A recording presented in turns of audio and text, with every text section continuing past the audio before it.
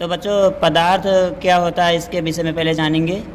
दुनिया में जो कुछ भी है स्थान घेरता है तथा जिसमें भार होता है पदार्थ कहलाता है। ज़रूरी नहीं कि वो आपको दिखाई ही दे। जैसे कि हवा है, हवा स्थान भी घेरती, भार भी होता है, लेकिन दिखाई नहीं देती है, अर्थात इसको हम फील कर सकते हैं, अनुभव कर सकते हैं। तो ये पदार्थ हो गए। जितना कुछ भी है स्थान घेर रहा है और भार है उसमें, वो सब क्या है? पदार्थ है। तो पदार्थ को भौतिक रूप से 3 भागों में वर्गीकृत किया गया है। जैसे कि पहला भाग जो हो जाएगा आपका, ये पहला भाग हो जाएगा चालक,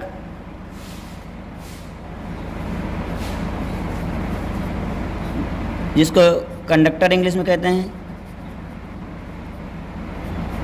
और दूसरा भाग हो जाएगा अचालक, जिसको अंग्रेजी में कहते हैं नॉन कंडक्टर, और तीसरा भाग हो जाएगा अर्धचालक।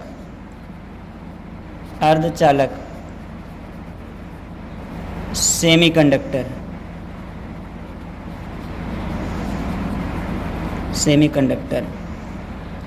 तो इस प्रकार से बच्चों यहाँ पर अब हम तीनों के विषय में जानेंगे। चालक क्या होते हैं? वे पदार्थ जिनमें विद्युत धारा का प्रवाह हो जाता है। जैसे जिनमें विद्युत धारा का प्रवाह हो जाता है चालक कहलाते हैं। जैसे एग्जाम्पल के लिए एल्युमिनियम, कॉपर, जिंक, सिल्वर आदि। ठीक है। इसी प्रकार से अचालक वे पदार्थ जिनमें विद्युत धारा का प्रवाह नहीं होता है, अचालक कहलाते हैं। जैसे कि रबड़, प्लास्टिक, सूखी लकड़ी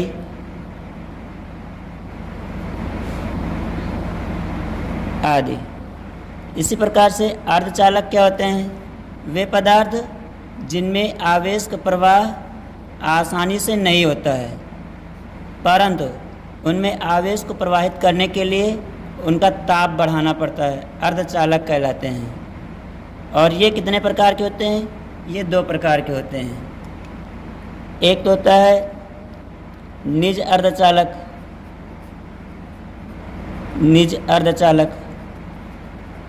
और दूसरा होता है बाह्य अर्धचालक।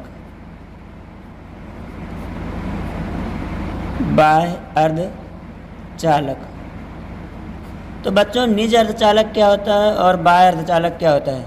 क्योंकि जो अर्धचालक हैं उनकी चालकता बहुत ही कम होती है, तब इनकी चालकता को बढ़ाने के लिए इसमें कुछ इम्प्योरिटीज़ मिला दी जाती है, अशुद्धि मिला दी जाती है, जिसको अपद्रव्य बोलते हैं। तो जिन अर्धचालक में कोई अशुद्धि नहीं मिली होती है उन्हें निज अर्धचालक कहते हैं, और जिनमें कोई अशुद्धि मिला देते हैं तो वो बाह्य अर्धचालक कहलाते हैं। तो अशुद्धि में जैसे कोई 3 संयोजकता वाला अपद्रव्य मिलाया गया है, जिनकी 3 संयोजकता है, तो वे अर्धचालक क्या कहलाते हैं? पी प्रकार के अर्धचालक।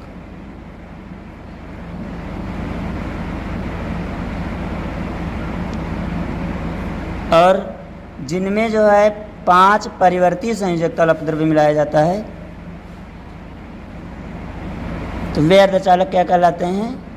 एन प्रकार के अर्धचालक।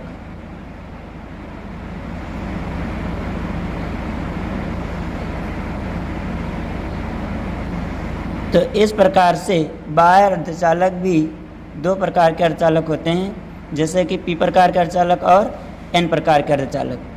पी प्रकार के अर्धचालक में कोटर होते हैं, एन प्रकार के अर्धचालक में इलेक्ट्रॉन होते हैं।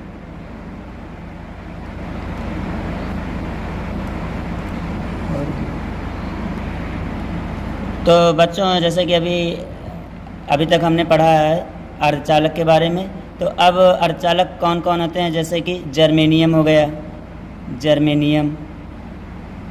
और सिलिकॉन, ये अर्धचालक के उदाहरण हो गए। इसका जो परमाणु क्रमांक होता है 32, जर्मेनियम का, और सिलिकॉन का होता है 14। जब इसका इलेक्ट्रॉनिक विन्यास करेंगे तो इलेक्ट्रॉनिक विन्यास कैसे करेंगे? देखिए, पहली कक्षा में कितने इलेक्ट्रॉन हो जाएंगे? 2, यानी फार्मूला क्या होता है? 2n²। तो पहली कक्षा n क्या है? कक्षाओं की संख्या। तो पहली कक्षा में इलेक्ट्रॉनों की संख्या 2 × 1 की घात 2 बराबर क्या हो जाएगा? एक को 2 बार गुणा करेंगे तो 1 आएगा, फिर 1 को 2 से गुणा करेंगे 2 आ जाएगा। फिर दूसरी कक्षा में इलेक्ट्रॉनों की संख्या 2n के स्थान क्या रखेंगे, 2 का स्क्वायर हो जाएगा। 2 का स्क्वायर इक्वल टू क्या हो जाएगा, 2 दूना 4 दूनी 8। तीसरी कक्षा में इलेक्ट्रॉनों की संख्या 2 गुणे 3 की घात 2, तो 3 त्रिका 9 दूनी 18। इसी तरह से बढ़ते चले जाते हैं। तो यहाँ पर देखिए पहली कक्षा में इलेक्ट्रॉनों की संख्या 2, दूसरी कक्षा में 8, तीसरी कक्षा में 18। देखिए कितने इलेक्ट्रॉन हुए, 8 2 10, 10 18 28। अभी कितने बाकी हैं, 4, तभी तो 32 पूरा होंगे। तो यहाँ पर 4 इलेक्ट्रॉन बचे, 4 इलेक्ट्रॉन हमने लिख दिया इस तरह से। अब इसी प्रकार से यहाँ पर सिलिकॉन का इलेक्ट्रॉनिक विन्यास करेंगे। तो पहली कक्षा में इलेक्ट्रॉन 2, दूसरी कक्षा में 8, 8 2 10 हो गए, बचे कितने, 4। अब देखिए यहाँ पर आखिरी कक्षा में 4 इलेक्ट्रॉन और यहाँ पर भी आखिरी कक्षा में 4 इलेक्ट्रॉन बचे हैं। अब देखिए इनमें जो अशुद्धि मिलाते हैं तो ये कार्य कैसे होता है।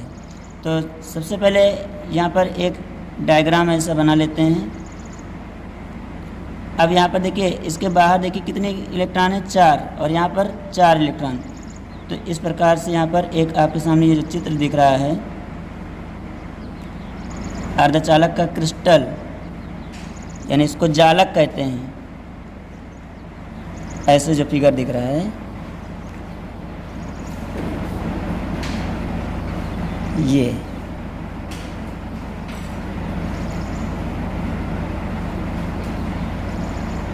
ये अर्धचालक के क्रिस्टल हो गए।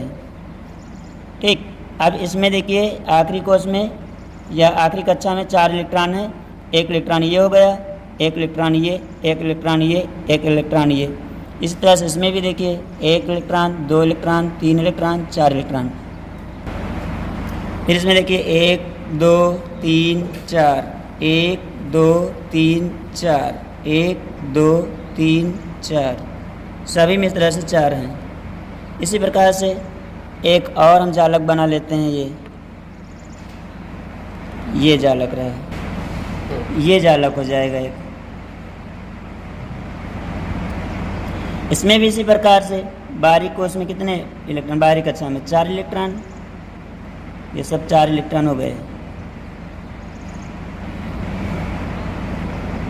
अब देखिए इसके चारों ओर ये इलेक्ट्रॉन है, इसके भी चारों ओर इलेक्ट्रॉन है, ये भी इलेक्ट्रॉन है। तो यहाँ पर कोई रिक्त स्थान नहीं है और यहाँ पर भी कोई रिक्त स्थान नहीं है। अब क्या करते हैं कि जब यहाँ पर रिक्त स्थान है तो इलेक्ट्रॉन का स्थानांतरण नहीं होगा। तो यहाँ पर क्या करेंगे, इसमें एक 3 संयोजकता वाला जब अपद्रव्य मिला देंगे, 3 संयोजकता वाला अपद्रव्य मिलाएंगे। इसमें देखिए 3 संयोजकता जब मिलाएंगे तो कितने इलेक्ट्रॉन हो जाएंगे, 3। तो यहाँ पर 3, तो 1 इलेक्ट्रॉन ये हो गया, 1 इलेक्ट्रॉन ये हो गया, 1 इलेक्ट्रॉन ये हो गया। तो 3 इलेक्ट्रॉन तीनों हो गए। इसके बाद एक यहाँ पर ये क्या हो जाएगा, रिक्त स्थान। ठीक, जिसको क्या बोलेंगे, कोटर। और इसी प्रकार से इसमें कितने संयोजकता वाला मिला देंगे अपद्रव्य, 5। ये 5 वैसे संयोजकता होती नहीं, परिवर्ती संयोजकता मान ली जाती है। तो इसमें देखिए 5 इलेक्ट्रॉन कहाँ से, 1 2 3 4, 1 इलेक्ट्रॉन बच गया। अब जो 1 इलेक्ट्रॉन बच गया वो बाहर हो गया। तो ये 5 संयोजकता वाला अपद्रव्य मिला दिया। अब ये जो इलेक्ट्रॉन बच गया है इसको भी कहीं एडजस्ट होना है, तो ये इलेक्ट्रॉन यहाँ से इधर चला आता है। इस प्रकार से इलेक्ट्रॉन का स्थानांतरण हो जाता है। तो ये इलेक्ट्रॉन इसका स्थान ले लेता है। तो ये क्या कहलाएगा, N प्रकार का अर्धचालक, और ये P प्रकार का अर्धचालक। इस प्रकार से दोनों का कॉम्बिनेशन हो जाता है। तो क्या बन जाता है, PN जंक्शन, EN संधि।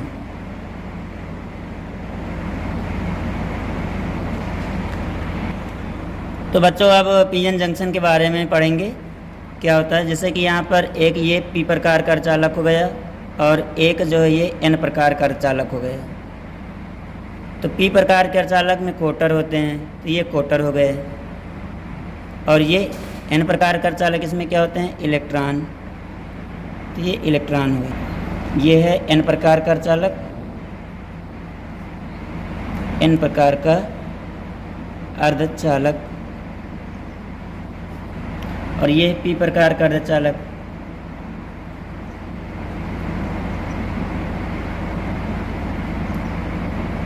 और ये क्या है, कोटर।